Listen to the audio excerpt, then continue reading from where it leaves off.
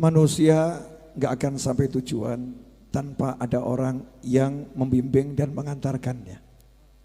Manusia akan lama sampai tujuan kalau tak ada kendaraan yang hebat yang dikendarainya. Maka untuk sampai tujuan, yaitu mengenal Allah Subhanahu wa Ta'ala, kita harus punya pembimbing. Kita harus punya pembimbing, kita harus punya pengantar, dan kita harus punya kendaraan yang hebat, kendaraan yang bagus. Karena itu digambarkan dalam perjalanan Mi'raj Nabi Muhammad SAW, yang mana Rasul nggak butuh kendaraan, karena nggak ada kendaraan yang lebih hebat daripada cahaya Nabi Muhammad SAW. Yang mana Rasul Muhammad SAW tidak butuh pembimbing dan guide, karena beliau adalah pembimbingnya semua pembimbing dan guide-nya semua guide, beliau baginda Muhammad sallallahu alaihi wasallam. Tetapi untuk tasyri', untuk mengajarkan kepada umatnya, maka Nabi Muhammad SAW mengendarai buraq yang diciptakan dari cahaya dan merupakan penghuni surga. Kendaraan terbaik di surga yaitu buraq. Dan Allah tugaskan malaikat Jibril alaihissalam untuk berperan saat itu sebagai pendamping Nabi Muhammad SAW, yang mana beliau alaihissalam adalah pemimpinnya, presidennya, jenderalnya para malaikat. Karena itu jika Anda berjalan di muka bumi ini, Anda tidak mau cari pembimbing dan Anda tidak mau punya kendaraan, maka Anda tidak akan pernah sampai ke tujuan, dan Anda telah melanggar syariatnya Nabi Muhammad sallallahu alaihi wasallam.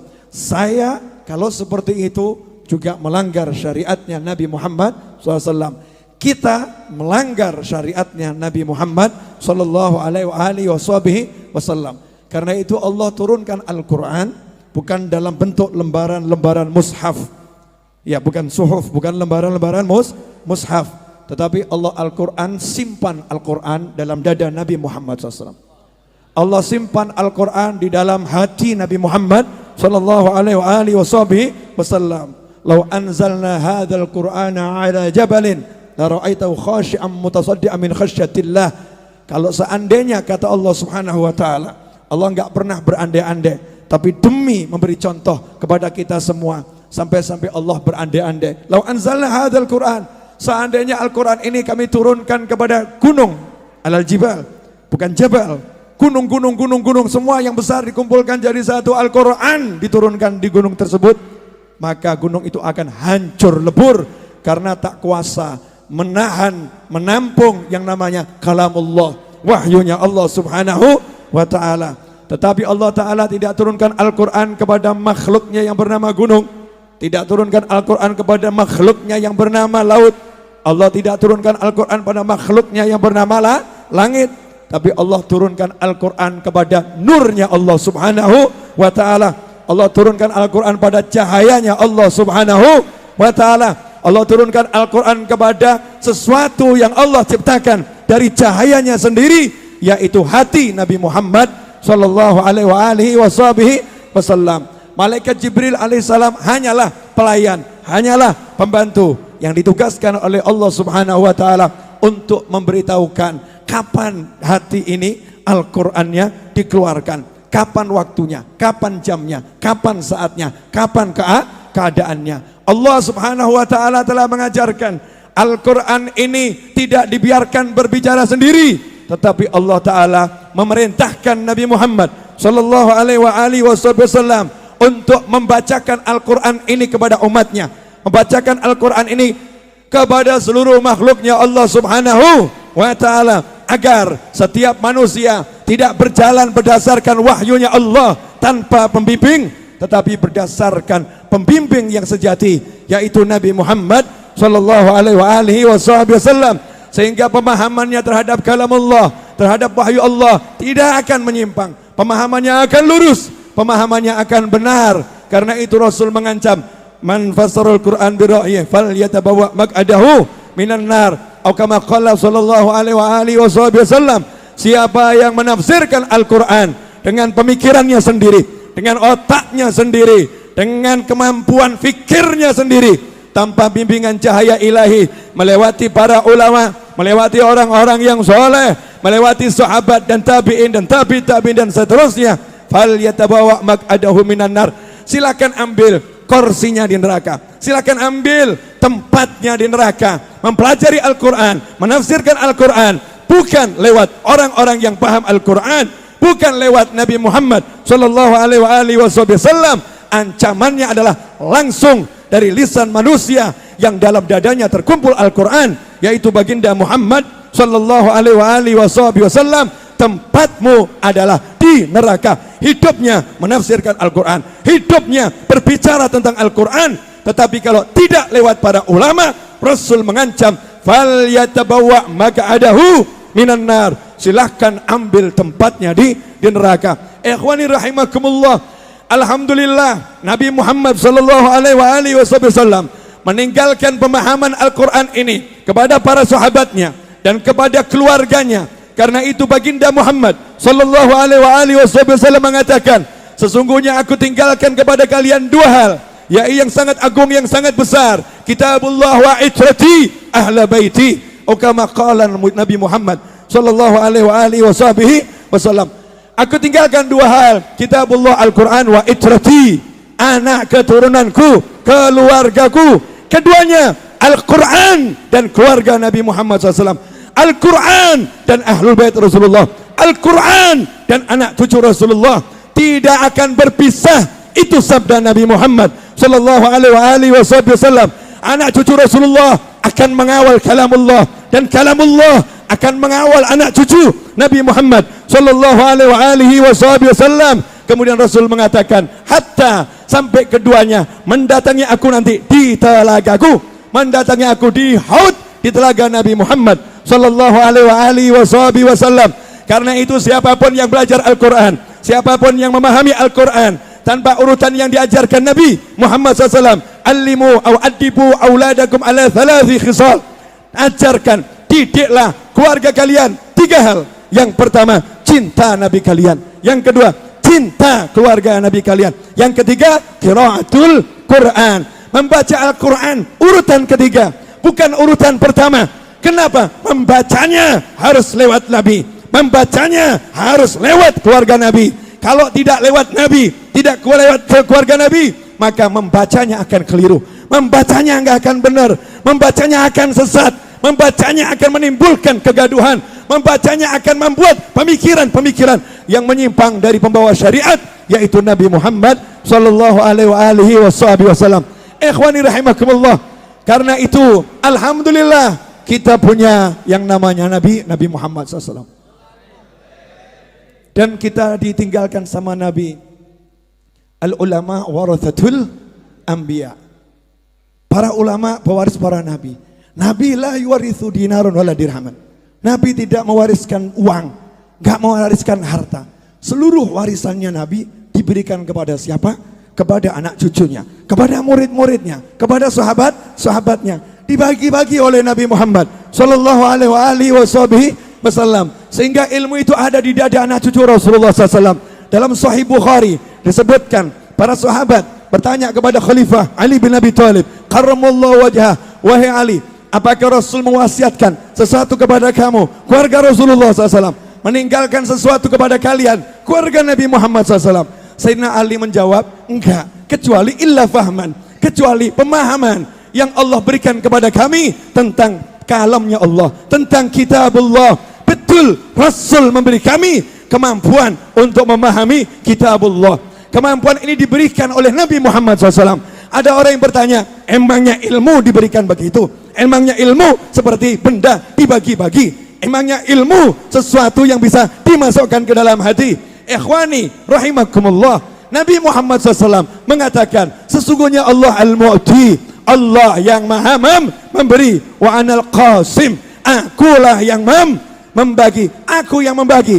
Karena itu kalau kita baca Sahih Bukhari, kita akan melihat bagaimana Sayyidina Abu Hurairah radhiyallahu anhu masuk Islam 3 tahun sebelum wafatnya Nabi Muhammad SAW, tapi menjadi sahabat yang paling banyak menghafal hadis Nabi Muhammad SAW, sahabat yang paling banyak meriwayatkan hadis Nabi Muhammad sallallahu alaihi wasallam. Apakah Abu Hurairah itu lebih hebat dari yang lain karena belajarnya, karena menghafalkannya? Tidak, tetapi karena suatu ketika Abu Hurairah radhiyallahu anhu mengeluh kepada Nabi Muhammad SAW tentang lemahnya hafalan beliau, tidak kuatnya hafalan beliau. Maka Rasulullah SAW kemudian menggelar selendang beliau, kemudian mengambil sesuatu dari udara. Seperti apa yang diambil nggak ada yang lihat, nggak ada yang paham. Diambil oleh Nabi Muhammad SAW, diletakkan di selendangnya. Sesuatu yang nggak ada seakan-akan diambil, diletakkan di selendangnya. Kemudian dibungkus oleh Nabi Muhammad SAW. Kemudian diserahkan kepada Abu Hurairah. Abu Hurairah radhiyallahu anhu menerimanya dan mendekapnya. Kata Abu Hurairah, sejak hari itu tidaklah aku mendengar sesuatu kecuali aku langsung menghafalnya. Langsung aku bisa menghafalnya. Beginilah cara Nabi membagi ilmunya kepada yang lain. Lantas bagaimana Nabi SAW membagi ilmunya kepada anak cucunya, membagi ilmunya kepada keturunannya, membagi ilmunya kepada ahlul baitnya.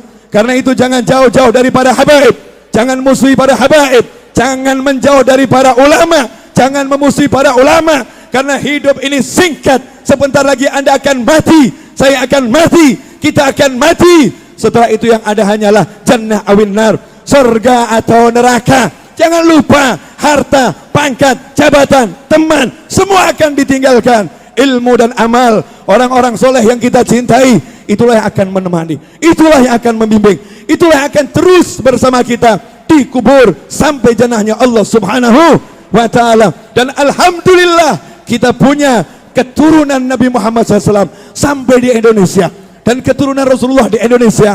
Kalau saya nggak salah, keturunan terbanyak di dunia. Hampir di setiap kota, di setiap kabupaten, di setiap kecamatan ada anak cucu Nabi Muhammad Sallallahu Alaihi Wasallam. Inilah kekayaan terbesar Indonesia. Inilah harta karun terbesar Indonesia. Kalau kita tidak menjaganya, kalau kita tidak melindunginya, kalau kita tidak membuat keturunan ini, harta ini dicabut oleh Allah Subhanahu wa ta'ala, karena kita enggak menjaganya, karena kita tidak melindunginya, karena kita mencacinya, karena kita memakinya, karena kita menghinanya, karena kita menjauhinya, kita enggak mendekatinya, maka pemiliknya Rasul Muhammad SAW, Allah Subhanahu wa ta'ala akan menimpakan bala kepada kita semua. Na'udzubillah min dzalik. Dalilnya adalah keluargaku adalah merupakan paku-paku bumi. Kan nujum fis sama, seperti bintang-bintang di langit sebagai pengaman langit. Tanda amannya langit ada bintang, maka tanda amannya bumi ada anak cucu Nabi Muhammad SAW. Kalau di bumi udah anak cucu Rasul mulai hilang, ulama dari ahlul bait mulai hilang, entah pergi atau pindah ke alam baka sana, hilang karena disingkirkan atau dijauhi, hilang karena nggak didatangi. Kita mendatangi yang namanya pasar, kita mendatangi yang namanya mall, kita mendatangi yang namanya kantor, kita mendatangi yang namanya pekerjaan, tapi kita nggak mendatangi yang namanya anak cucu Nabi Muhammad SAW. Kita nggak dekat-dekat dengan anak cucu Rasulullah SAW.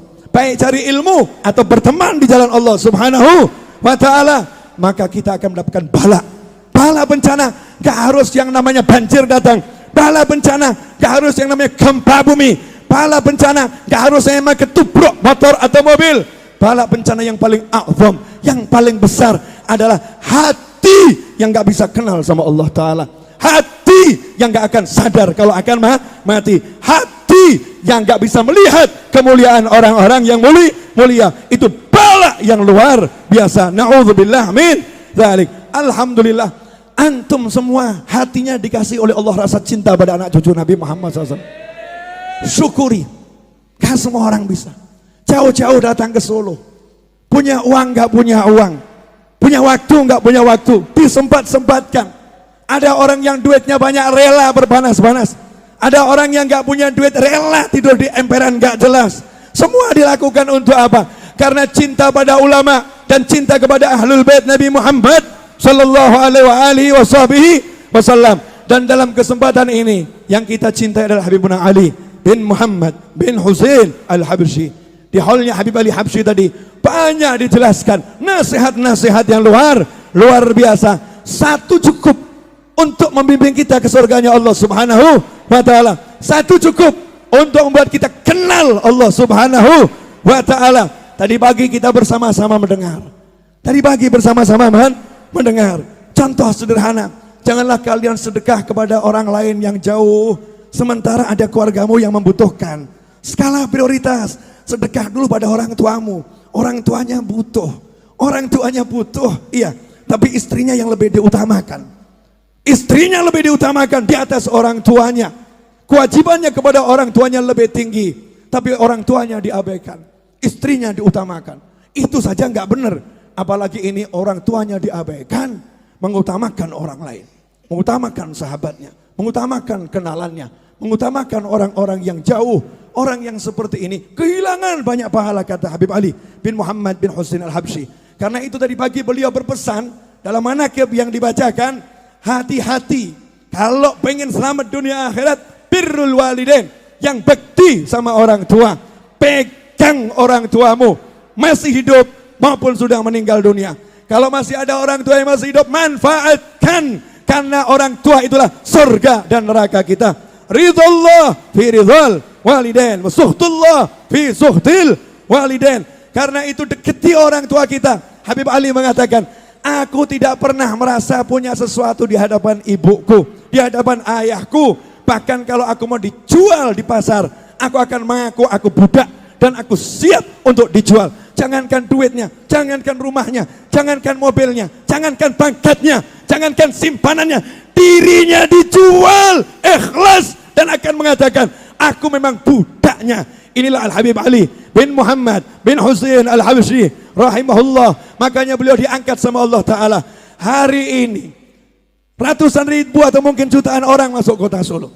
Untuk apa? Gak ada mungkin ada yang gak paham Habib Ali, gak kenal Habib Ali, gak tahu Habib Ali, tapi tiba-tiba bisa cinta, pengen dapat berkahnya Habib Ali, datang hall Solo. Ini anugerah yang luar biasa. Siapa yang masukkan cinta itu ke hati Anda dan ke hati saya? Siapa yang masukkan cinta itu ke hati kita? Allah Subhanahu wa Ta'ala. Allah yang memilih orang-orang yang mengasihi kekasihnya. Allah yang memilih orang-orang yang mencintai orang-orang yang dicintai oleh Allah Subhanahu wa Ta'ala. Sementara naudzubillah min dzalik, ada orang-orang yang musuhi waliullah. Anda dipilih menjadi orang-orang yang mencintai waliullah.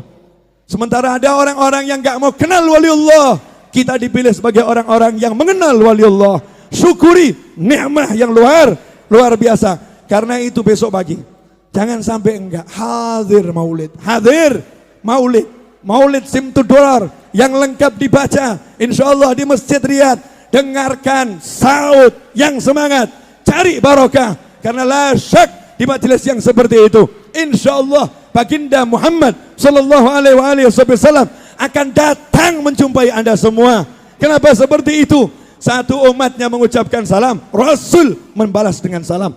Satu umatnya mengucapkan salawat, Allah bersolawat untuk umat Nabi Muhammad sallallahu alaihi wasallam. Nah ini ratusan ribu bersama-sama bersolawat, bersama-sama beruluk salam. Emangnya Madinah gak gempar? Emangnya langit gak gempar? Emangnya Hadramut gak gempar itu? Arwah aulia wassolihin di Baghdad, di Jagat Raya kumpul semuanya. Untuk apa? Karena yang dielulukan bukan apa-apa. Yang dielulukan Nabi Muhammad SAW. Yang dielulukan pemimpin mereka semua. Yang dielulukan junjungan mereka semua. Yang dielulukan adalah manusia yang mereka cintai semua. Makanya mereka semua hadir. Semua pingin masuk dalam berkahnya Nabi Muhammad SAW.